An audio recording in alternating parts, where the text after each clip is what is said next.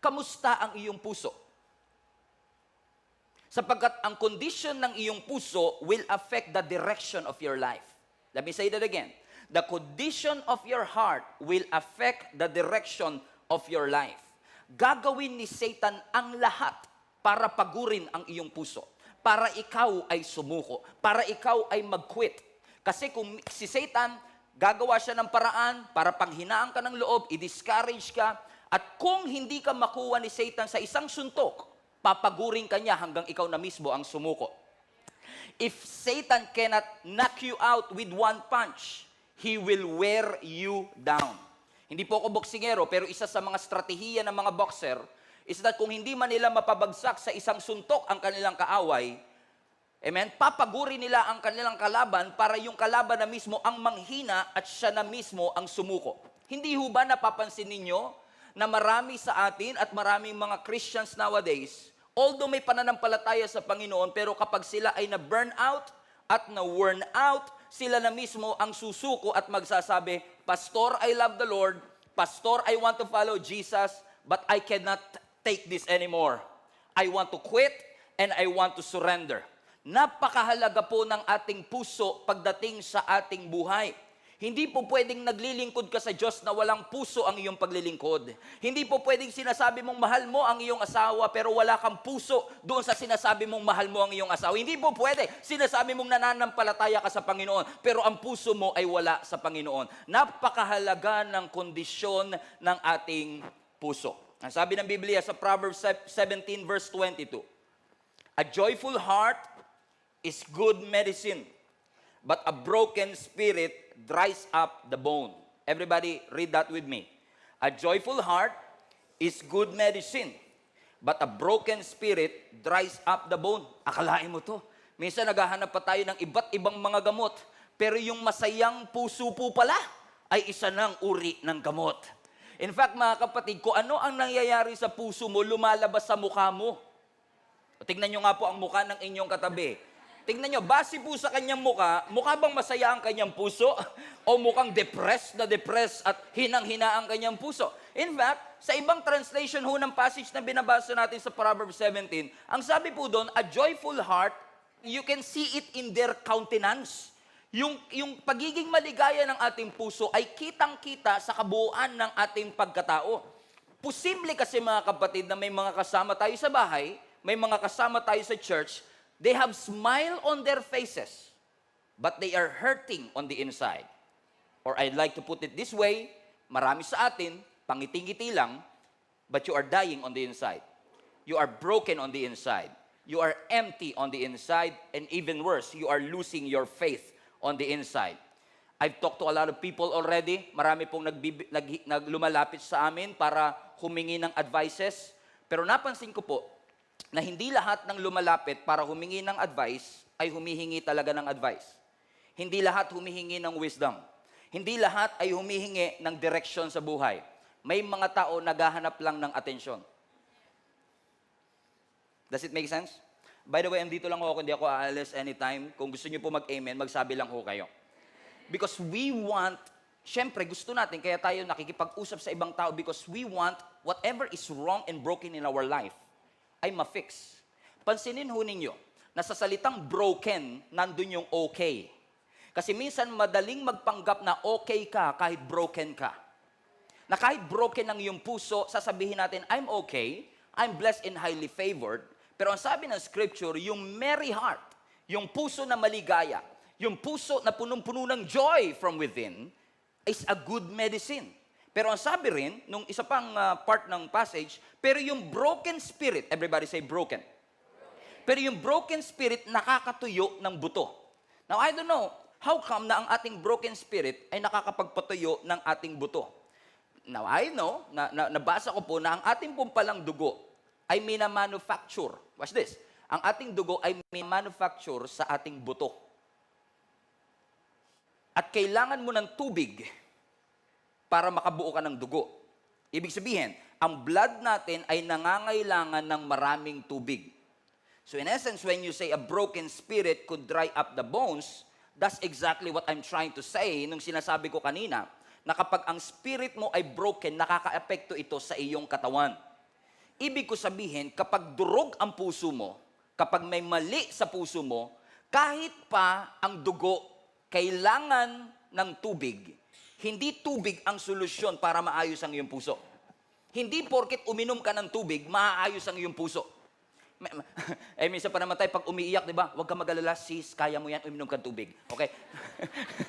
Hindi, para naman yun kasi hinihingal siya eh, di ba? I get the point.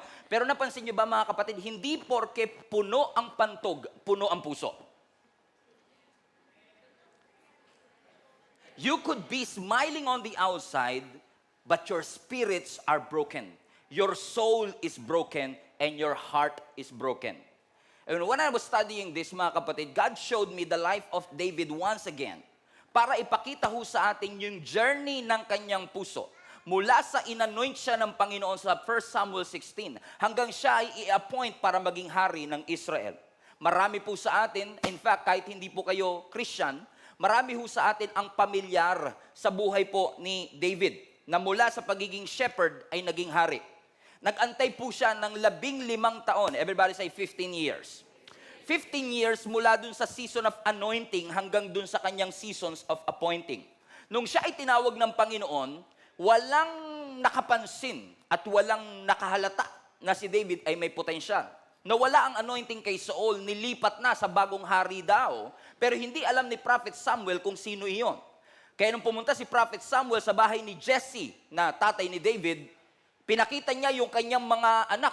8 kasi yan eh. Yung 7 anak niya, si Eliab, si Abinadab, lahat yan ibinandera niya kasi sila yung mga pogi, sila yung malalaki ang katawan, sila yung mukhang hari. Pero ang sabi ng Panginoon sa 1 Samuel chapter 16 verse 7, watch this. But the Lord said to Prophet Samuel, pay no attention to how tall and handsome he is. Sabi mo sa katabi mo, hindi porket matangkad, pinipili ng Lord. So hindi rin porket matangkad, pipiliin mo na rin. Hindi porket pogi, ay pipiliin na ng Panginoon. So hindi porket pogi, pipiliin mo na rin. Buti na lang, kahit hindi tayo masyadong pogi, may pumili sa atin. Yung palakpak niyo, parang na-insulto ko ng konti. Huwag kang titingin porket matangkad siya o pogi siya. Bakit? I have rejected him. Because I do not judge as people judge. Bakit? Paano ba tayo humusga? We look at the outward appearance, but God looks at the heart. Kahit kasi si David, wala sa limelight, walang posisyon, walang influence, nakitaan siya ng Diyos ng faithfulness. Mga kapatid, gusto ko lang kayong i-encourage bago tayo magpatuloy. Kahit walang nakaka-appreciate, kahit walang nagte-thank you, kahit walang nakakapansin sa atin, can you be faithful in the dark? Kasi hindi porket nasa dilim ka, walang plano ang Diyos na daling ka sa liwanag. It's just so happen that God wants to make sure that you can handle the heat.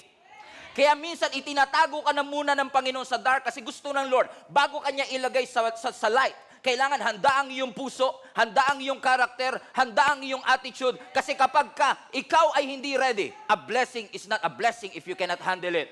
A blessing is not a blessing if you are not ready for it. Kaya minsan sasabihin natin, Pastor, gustong-gusto ko na talaga. Sasabihin natin sa Lord, ibigay mo na. Ang sabi ng Panginoon, I know you want it. Alam kong gustong-gusto mo, but you are not yet ready for it. May plano ang Lord kay David. Pero sa kabila ng lahat ng bagay, hindi siya minadali ng ating Panginoon na dalhin sa trono. Mga kapatid, gusto ko lang kayo i-encourage. Wag na wag mong ipapasa at wag na wag mong ide-delegate yung bagay na pinapagawa ng Diyos sa iyo. Kasi kapag pinagawa ng Diyos sa iyo yan, may purpose ang Panginoon kung bakit ikaw ang sinasabihan ng Diyos na mag-evangelize sa iyong pamilya. May rason kung bakit ikaw ang inassign ng Panginoon for that specific job or for that specific purpose. Bakit mga kapatid? Kasi may layunin ng Panginoon na ma-develop ang ating habits, ma-develop ang ating attitude, at ma-develop tayo kung ano man ang gusto ng Lord na pagdalhan sa bawat isa sa atin. Sumunod ka lang kahit nasa dilim. Hindi porket hindi nagre-response ang isang tao o ang ibang tao sa iyong pagsunod ay hindi ibig sabihin hindi ka na sumusunod. Ang pinakamalaking achievement ng isang Kristiyano ay hindi yung mag-response ang iba sa obedience mo. I remember before, years and years ago, amen, I've been preaching. Alam niyo po ba mga kapatid, I've been a pastor of the church For more than 8 years, I've been a youth pastor for 11 years. 22 years na po ako naglilingkod. Almost 20 years na rin po ako nagpipreach. Pero the early days of my preaching, no one is listening to me. Nobody is giving me a platform. But when God saw your faithfulness, kahit ka wala kang platform, ang greatest achievement mo ay hindi yung may ibang taong mabibless sa pagsunod mo. Ang pinakamatinding achievement, yung sumunod ka mismo sa Panginoon. Yun yung pinakamagandang achievement. Yung kahit walang nakakapansin sa iyo, susunod ka lang. Kahit walang nakaka-appreciate, sunod ka lang. Sabi mo sa katabi mo, sunod lang ng sunod.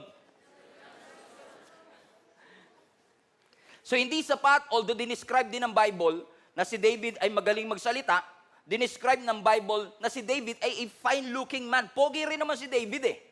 Pero hindi sapat yung kanyang kapogian at hindi sapat yung kanyang pagiging articulate sa mga salita niya, kasi ang tinitignan ng Panginoon ay yung kanyang puso. Inihahanda ng Panginoon si David bilang shepherd para siya ay maging king. Kasi kung walang preparation for elevation, kung walang paghahanda mula shepherd hanggang king, mabibigla si David at hindi magiging blessing sa kanya yung promotion na gagawin ng Panginoon sa kanyang buhay. Mga kapatid, gusto ko i-remind kayo, maganda ang plano ng Panginoon sa iyong buhay, maganda ang plano ng Lord para sa iyong pamilya, maganda ang plano ng Lord para sa ating simbahan. God wants to bring you to a new place. God wants to bring you to a new heights. God wants to bring you to a new dimension. And God wants to bring you to a new environment. Are you ready for it? Kasi kung hindi, ire-ready ka pa ng Panginoon. Unfortunately, marami sa atin ang takot sa next level. Yung kapag ine-elevate ka, nabibigla ka. Kasi hindi ka ready doon. Marami sa atin ang takot na magsabi sa Lord ng, yes, Lord, whatever it takes. Marami sa atin ang takot na mag-show up. Marami sa atin ang takot na mag-involve. Marami sa atin ang takot magbigay. Gusto natin mag-settle kung nasaan man tayo naroroon. Kaya, no wonder marami sa atin ang expectation mababa, ang vision mababa, ang pananampalataya mababa kasi gusto nating manatili sa mababa. Pero ang gusto ng Lord, daling ka sa mas mataas na level kasi gusto ipaalala sa iyo ng Panginoon na ang kanyang ways are higher than our ways, His thoughts are higher than our thoughts, that God is able to do exceeding, abundantly, above, and beyond what you could think or imagine. Yun nga lang kailangan, handa ka. Pansinin niyo yung mga taong nakatira sa Sagada, sa Baguio, yung mga nakatira sa matataas na lugar.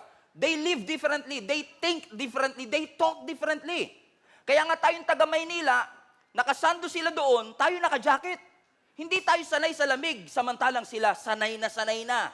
Nagbago na yung kanilang pamumuhay because they are already used to high altitudes. Napakarami sa atin mga kapatid, hindi tayo sanay sa high altitudes kasi sanay tayo sa mababang pamumuhay.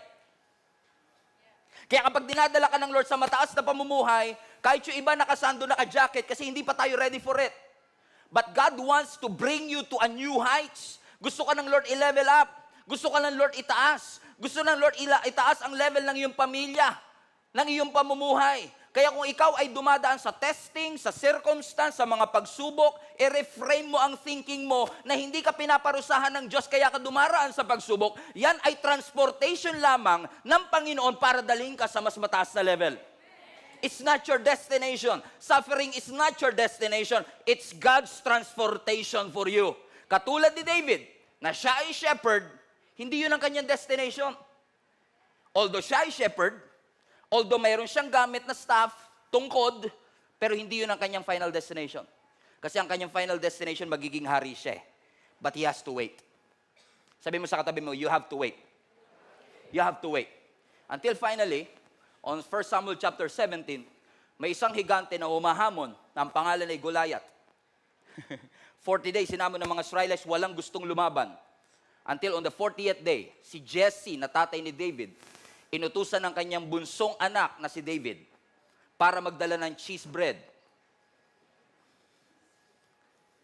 4 cheese pizza para sa kanyang mga kapatid doon sa labanan sa Valley of Elah.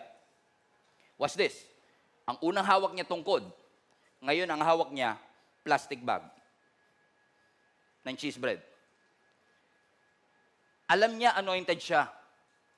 Alam niya siya ang susunod na hari. Pwedeng-pwede niyang sabihin, Bakit ako pinaghahawak ng plastic bag? Bakit ako inuutusan na maging Grab driver o Food Panda delivery? Sa akin mga kapatid, hari ako. I'm the next king of Israel. Am I being humiliated? No. Every time na may pinapagawa ang Panginoon sa atin at may pinapahawak ang Panginoon sa ating kamay, hindi yun, God never meant to humiliate you, but to show you humility. Gusto ng Lord maging mababa ang iyong loob. Gusto ng Lord na maging tapat ka kahit na hindi na-appreciate ng iba, tinatanggihan ng iba pero ikaw tatanggapin mo. Kasi gustong i-develop ng Lord ang pagpapakumbaba sa iyo. Hindi ka hinihiya ng Panginoon, tinuturuan ka lang niyang magpakumbaba para hindi ka yumabang. I remember one of the most important advice that I get, hindi ko alam kung nandito si Daddy Rolly. One of our elders, isa sa pinakamahalagang advice na sinabi niya sa akin bago pa pumutok ang pandemic. Sabi niya, Pastor Stephen, wag na wag lalaki ang iyong ulo. One of the most treasured advice that I get. Alam niyo kung bakit importante sa isang Kristiyano na kahit na pinapalaki pa ng Lord ang church mo, influence mo, ministry mo, na hindi ka dapat yumayabang? Kasi, hindi porket pastor ka na, entitled ka na. We are not entitled, we are entrusted.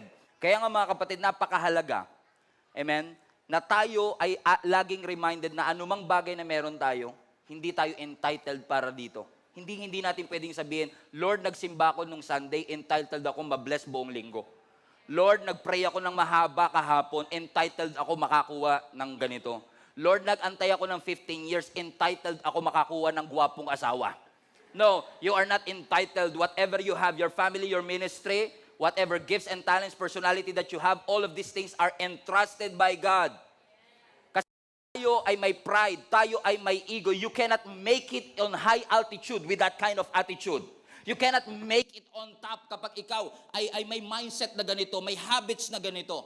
If you want to go higher, you have to leave something behind. You have to leave your pride, you have to leave your ego, you have to leave your bitterness, you have to get rid of your anger, you have to get rid of your unforgiveness, and allow God to move over your life para mas madala ka ng Panginoon sa mas mataas na pagtawag. Sabi mo sa katabi mo, parang sa iyo ang topic ng Panginoon. Na tayo ay manatiling tapat sa Panginoon regardless of the circumstances. Marami sa atin mga kapatid, excited tayo sa next season of our life, pero hindi tayo faithful sa now season ng ating Panginoon. Gusto natin maging hari pero takot tayong humawak ng tungkod para maging shepherd.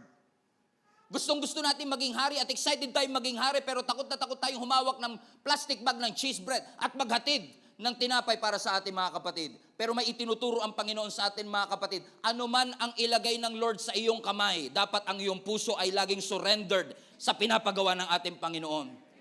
Magpakumbaba, sabihin lang natin, yes Lord, I'm gonna follow you whatever it takes. Until pagdating niya sa Valley of Elah, nakaharap niya si Goliath si Goliath na higante. Ano sabi na scripture sa 1 Samuel 17? I'm taking you through 15 years in 15 minutes.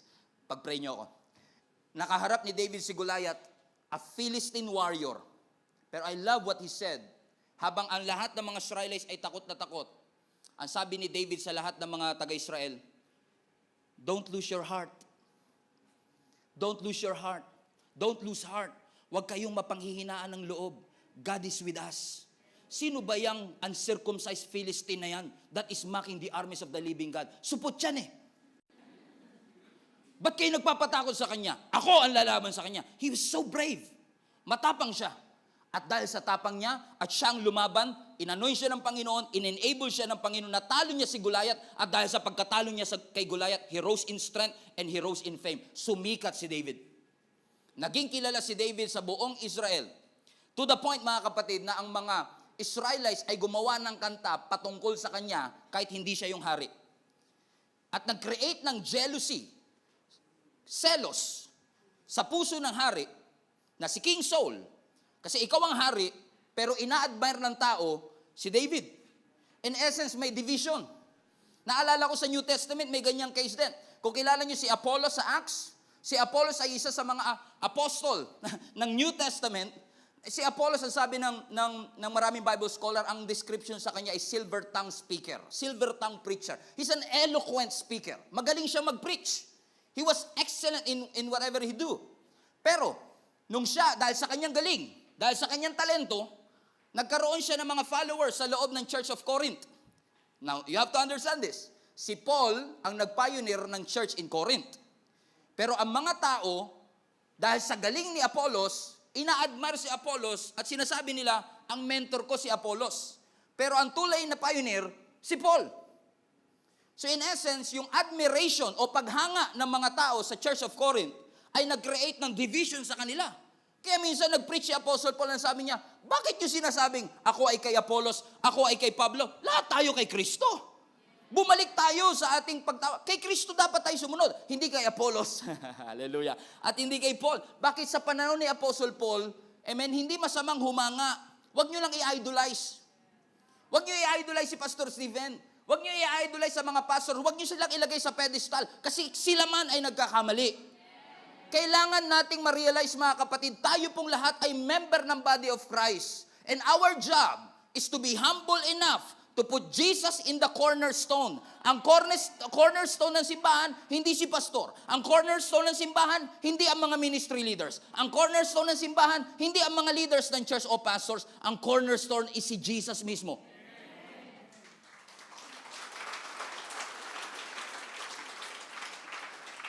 And I heard another preacher, ang sabi niya, kung si Jesus ang cornerstone, bakit gusto mong nasa ibabaw? Ano nangyari kay King Saul? Dahil sa kanyang selos kay David. Kasi yung mga babae sa Israel gumawa ng kanta para sa kanya, yung kanyang jealousy ay naging murderous. Pinursu niya si David kasi gusto niyang patayin si David. Hanggang sa kakapurso niyang mapatay si David, eventually, si Saul mismo ay namatay din. But, watch this. Pero kahit na si David, ang anointed at that time, he never forced his way to his throne. Hindi niya puwersa na mapunta siya at maging hari kaagad siya. Nirespeto niya ang sovereignty ng Diyos. Inonor niya ang authority ng Israel. Pinagkatiwalaan niya ang timing ng Panginoon.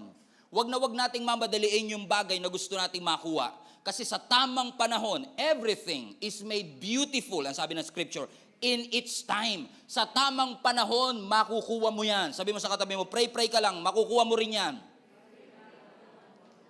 Ang ganda ng puso, kaya pala, ang sabi ng Scripture, hindi ako tumitingin sa panlabas, kundi sa kanyang puso. Bakit? Napaka-genuine ang puso ni David.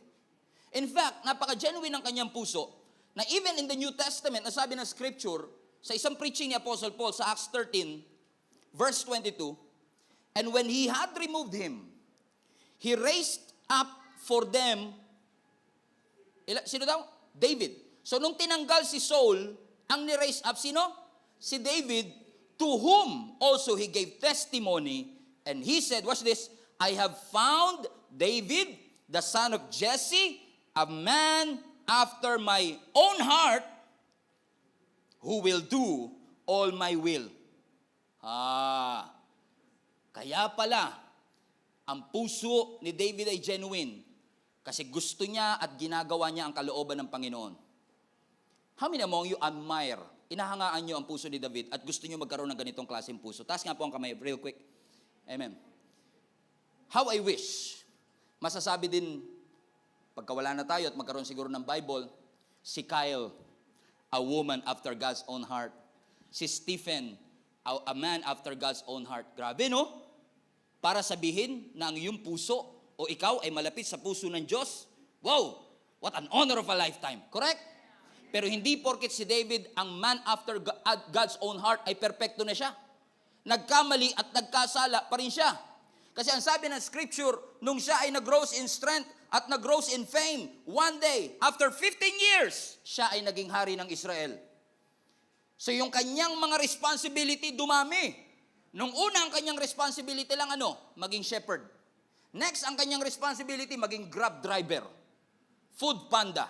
Maghatid ng pagkain sa kanyang mga kapatid. Ang next na naging responsibility niya, patayin si Goliath. Correct? Iba-iba ang kanyang responsibility until siya ay naging king of Israel. Palapakan natin ang Panginoon. And I don't know what happened. I don't know what happened. Pero ang sabi ng scripture, one day o one night, habang ang buong Israel ay nasa labanan, watch this, si David ay nagpaiwan sa kanyang bahay. Ulitin ko ulit. He was a king, pero nung time na nasa gera ang buong Israelites, si David ay piniling maiwan sa kanyang bahay. What happened there? Nung gabi na yon, lumabas siya sa kanyang balcony at may nakita siyang babae na naliligo. Babae na nagte-take a bath, na ang pangalan ay Bathsheba. Amen? Nagte-take a bath, ang pangalan ay Bathsheba. Pinatawag niya si Bathsheba, sinipingan niya kahit may asawa si Bathsheba at nabuntis si Bathsheba. He failed. David, a man after God's own heart. Si David na pure ang puso. Si David na malapit sa Panginoon, nagkasala ng malaki sa harapan ng ating Panginoon. Nung nabalitaan ito, nung ito'y nireveal ng Lord kay Prophet Nathan, kinausap ni Prophet Nathan si King David, kinonfront siya sa kanyang kasalanan, but thank God, si David nagrepent sa ating Panginoon. And then sinulat niya ang Psalms 51 verse 10. Everybody read this with me. Create in me a new clean heart, O God, filled with clean thoughts and right desires. Sa ibang translation, create in me a clean heart, O God, and renew a right spirit within me. Now hold on. How did it happen? Nang isang 15 years old boy na sinabihan ng Bible, hindi ako tumitingin sa panlabas na appearance kundi sa kanyang puso kasi ginagawa niya ang kalooban ko. How come na ang isang David na sinabihang a man after God's own heart is the same David na nananalangin, Lord, palitan mo ang aking puso. Create in me a clean heart, O God, and renew the right spirit within me. What happened to his heart?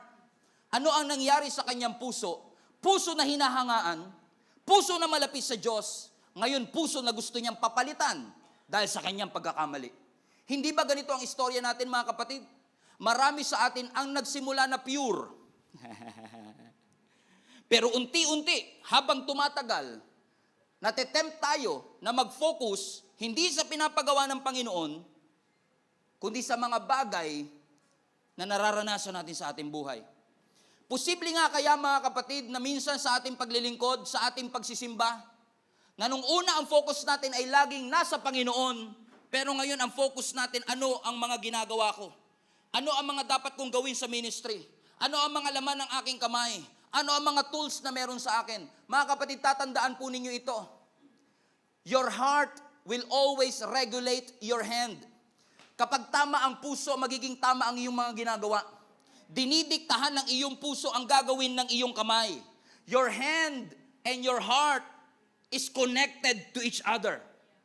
Nakakatakot, mga kapatid, kapag ang kamay natin ay punong-puno ng responsibility, pero ang puso natin ay empty mula sa ating Panginoon. Watch this. Si David, nagsimulang shepherd, walang masyadong responsibility. Pero habang tumatagal, na siya ay napopromote, na siya ay sumisika, na siya ay nag-grows in strength, na siya ay napunta sa palasyo, puno ang kanyang kamay, pero ang puso niya gusto niyang papalitan. David has a full hand, but empty heart. Worn out ang kanyang puso. Nagkamali sa harapan ng ating Panginoon. If you got full hands and worn out heart, you are in trouble. Kapag ang kamay mo punong-puno pero ang puso mo ay tuyot na tuyot, you are in trouble. Kapag ang kamay mo nakataas pag nagpupuri pero wala ang puso mo sa iyong pagpupuri, you are in trouble. Dinadaya lang natin ang ating sarili, mga kapatid. Kapag busy tayo sa mga responsibility natin, pero nakalimutan nating ilapit ang ating puso sa ating Panginoon. Kasi anumang ginagawa ng puso mo ay connected sa ginagawa ng kamay mo. It's possible to look whole on the outside but broken on the inside. Kahit malakas, may breaking point. Kahit malalakas, kahit tatay, may limitation. Kahit nanay ay may limitation. At minsan kapag tayo ay hindi naging aware na alagaan ng ating puso, posibleng maging outlet ng iyong brokenness ay yung pamilya mo. Ang maging outlet ng iyong brokenness ay yung anak mo at asawa mo. Nagiging irritable at magagalitin tayo minsan because we don't want to admit that our heart is not okay. Kaya napakahirap minsan maging pastor, maging leader, maging nanay, maging tatay kasi mahirap aminin that you are also broken from within. Bilang tatay, punong-puno ang kamay mo ng responsibility, pero ang puso mo ay tuyong-tuyo. Ang iyong kamay ay punong-puno ng mga bagay na pinapagawa ng Panginoon, pero sa totoo lang, you are dying on the inside. Katulad ni David, a man after God's own heart, hinangaan sa kanyang puso, pero marahil sa dami ng kanyang responsibility, nakalimutan niyang alagaan ng kanyang puso.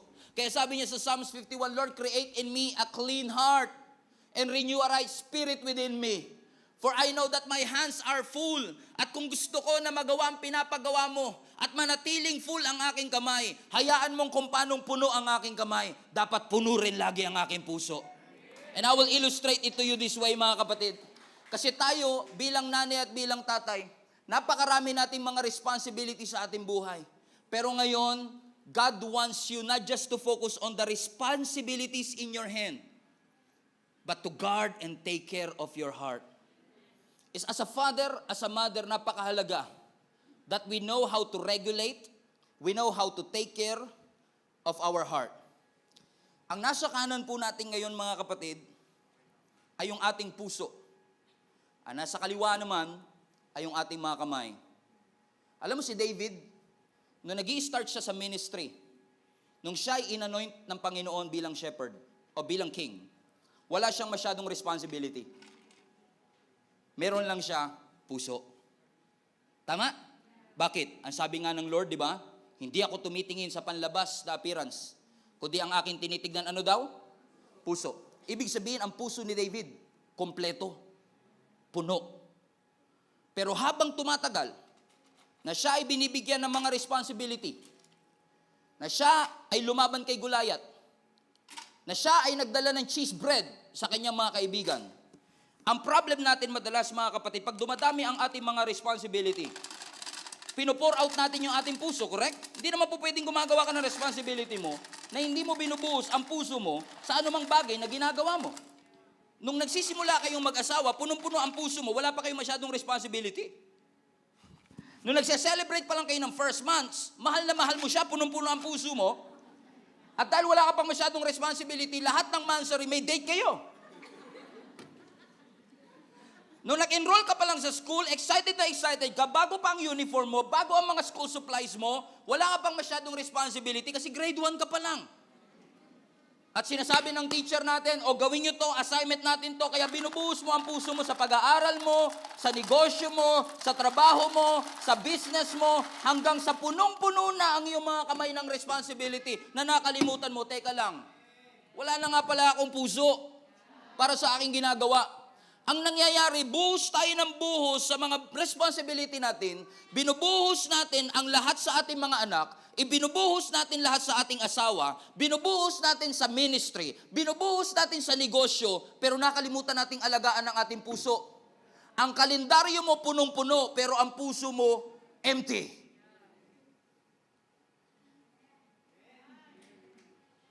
You have to guard your heart and replenish. Every time na ikaw ay may responsibility, every time pinopromote ka ng Panginoon, every time na dinadagdagan ng Lord ng responsibility, at pumupunta ka sa bagong season, every time na nagkakaroon ka ng bagong tools. Si David, ang una niya lang tool, sling, yung tungkod.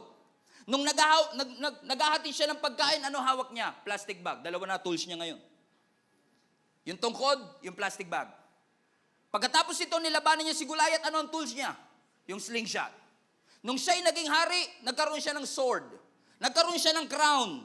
Iba-ibang season, iba-ibang tools. Pero hindi niya kinalimutan yung kanyang pagiging shepherd. Dala niya lahat ng tools. Ang dami niyang responsibility. Shepherd siya, delivery boy siya, king siya, tatay siya. Pero nakalimutan niyang i-replenish ang kanyang puso. And many of us, watch this. If your hands are full and your hearts are worn out, it's a dangerous place to live. It's very dangerous kapag ang kamay natin ay punong-puno, pero ang puso natin ay walang laman. Mga kapatid, gusto ipaalala sa atin ng ating Panginoon ngayon, alagaan mo ang iyong puso. Kung gaano kapuno ang kamay mo, dapat ganun kapuno ang puso mo. Hindi po pwedeng marami kang schedule, marami kang activity, pero ang puso mo ay hindi mo nire-replenish. Kaya napakahalagang umaating ka sa church, gaano ka man ka-busy. Napakahalagang nagbabasa ka ng Bible, gaano ka man ka-busy. Wag na wag mong kakalimutang manalangin, gaano ka man ka-busy. Kasi every time na nagbibigay ka sa business mo, nagbibigay ka sa pamilya mo, nagbibigay ka sa ministry, nauubusan ka sa puso mo. Kailangan mo siyang i-replenish. So every time you come to church, you read the Bible and you pray, your heart, through His presence, are being filled. Yung emptiness, yung kakulangan, yung pagkasaid, ay pinupunan ng ating Panginoon. Buti pa, yung ating mga gitara minsan nakatono, pero yung puso natin, wala sa tono. Napaka-busy natin madalas na wala na tayong time para ipahinga ang ating mga puso. At magtataka na lang tayo, how did I get here? Dati ang punong-puno ng puso ko, excited na excited ako sa ministry. Lagi ako maaga sa ministry. Lagi ako nagsisimba, linggo-linggo. Pero sa dami ng responsibility, sabi pa nga natin, Lord, pagpalain mo ko. Lord, i-bless mo ang business ko. Lord, sana magkaroon ako ng sari-sari store para magkaroon kami ng pang-araw-araw na panggastos man lamang. Nung nagkaroon ng sari-sari store, pinalaki ng Lord ang sari-sari store, in-invite mo sa church, ate, punta ka sa church, ay hindi ko masara yung tindahan ko kasi sayang naman yung bibili. Buti pa yung bibili, inasikaso, yung nagbigay ng tindahan, nakalimutan.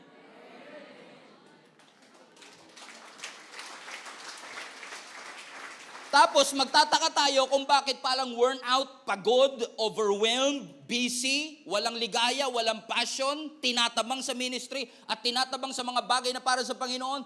I get this all the time. Pastor, lagi ako nagsisimba, pero bakit ganun? Parang ang puso ko tuyong-tuyo. Para akong dry na dry. Pag inaaya mo sila, Pastor, pasensya ka na, busy talaga ako. Naalala ko yung cellphone ko this past few days kasi ang tagal na namin cellphone to ni Jenny. Nag-a-alarm siya sa akin. Sabi niya, internal storage is dangerously low. Grabe, cellphone lang, dangerous. Parang kakabahan ka talaga Ano ba mangyayari? Kasi gumagana pa naman yung cellphone ko pero nagwa-warning siya sa akin na kapag hindi mo binigyan ng attention ito, pwedeng yung dating gumagana, hindi nagagana at huwag kang magtataka kung hindi na siya gagana kasi nag-warning siya. And minsan, habang nagdadrive tayo, nakikita natin yung fuel natin, sinasabi na mag-e-empty na ang fuel mo. Kailangan mo na magpagas. Umaandar pa rin ang kotse, pero nagwa-warning siya, pag hindi mo binigyan ng atensyon, ititirik ka niyan. You will only go so far and it will shut down. Huwag mong ipilit. Huwag mong puwersahin na umandar pa rin with an empty heart. You cannot minister with an empty heart. You cannot preach with an empty heart. You cannot worship lead with an empty heart. You cannot minister to somebody with an empty heart. You have to replenish your heart and guard your heart. Sabi mo, check your heart. Bakit dangerous mga kapatid? Kasi kapag ang kamay mo ay punong-puno ng responsibility, pero ang puso mo ay said na said, para lang mapunan yung puso mo, gagawa ka ng paraan para mawala. Nagdi-distress tayo minsan.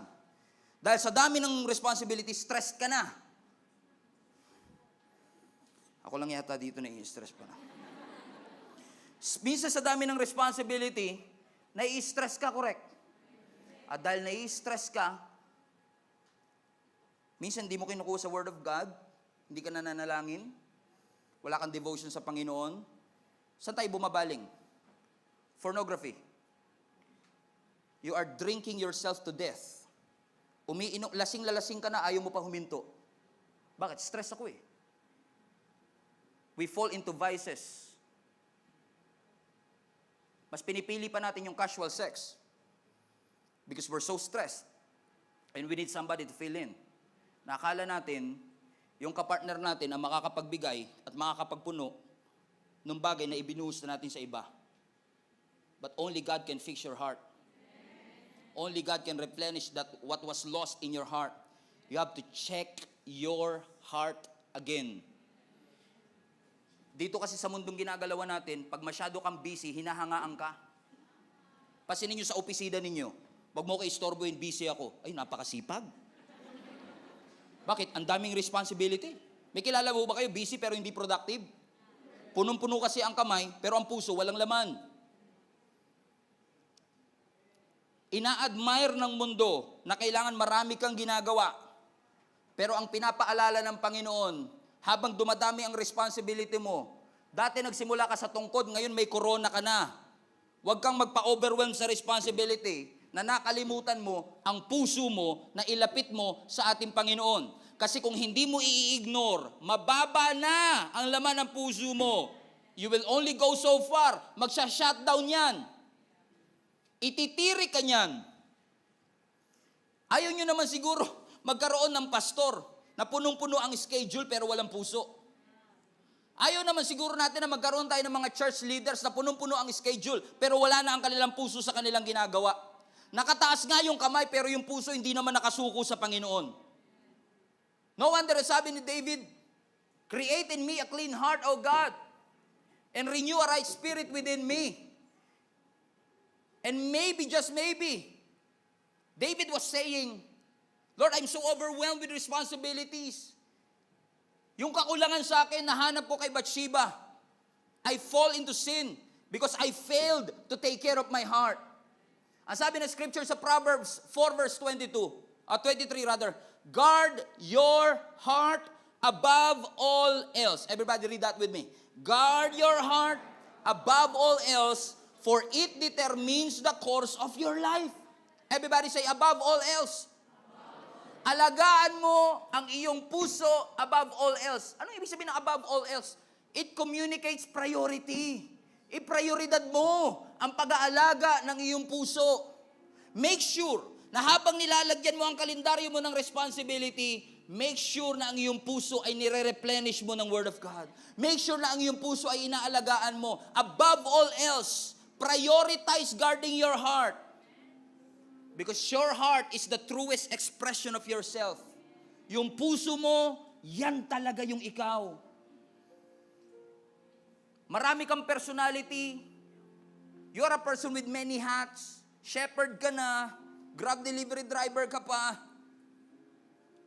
Harp. Tumutugtog ka, musician ka. Si David, musician din. You are a warrior. And also you are a king. Ang dami mong responsibility. Pero alagaan mo ang iyong puso.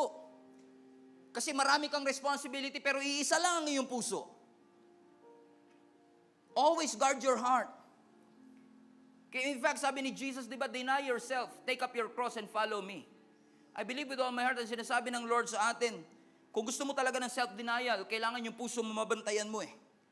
Kasi kapag ang puso natin na hindi natin binabantayan, we will fall into series of mistakes and failure.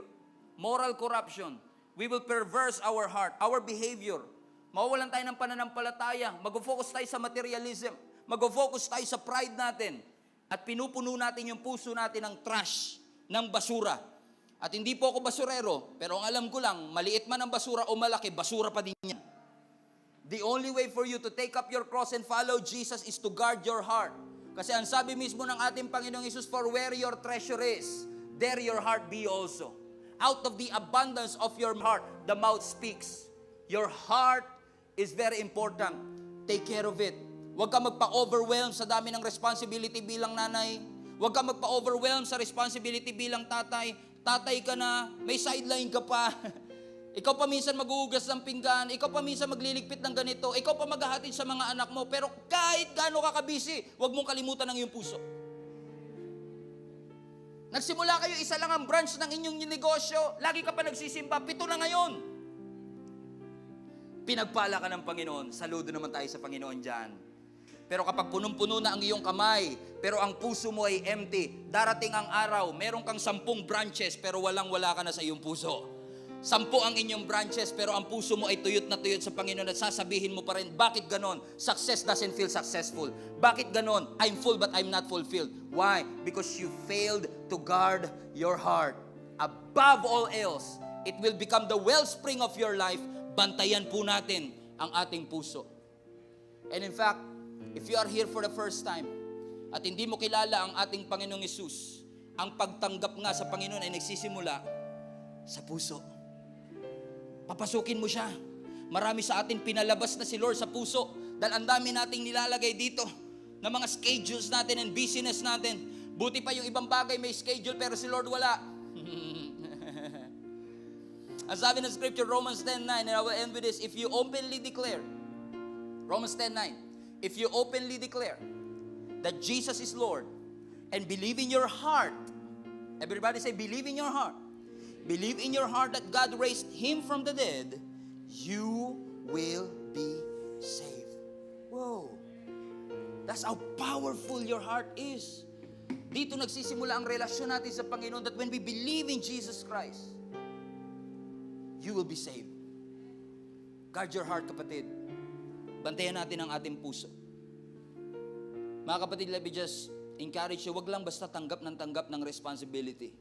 Tanggapin mo ang sinasabi ng Panginoon. And lagi ko ito sinasabi sa lahat ng kinakasal ko. Don't be so caught up with your business na mawawalan kayo ng panahon para basahin ang kanyang salita. That is very important because the Word of God will bring faith. Stir up the faith in your heart.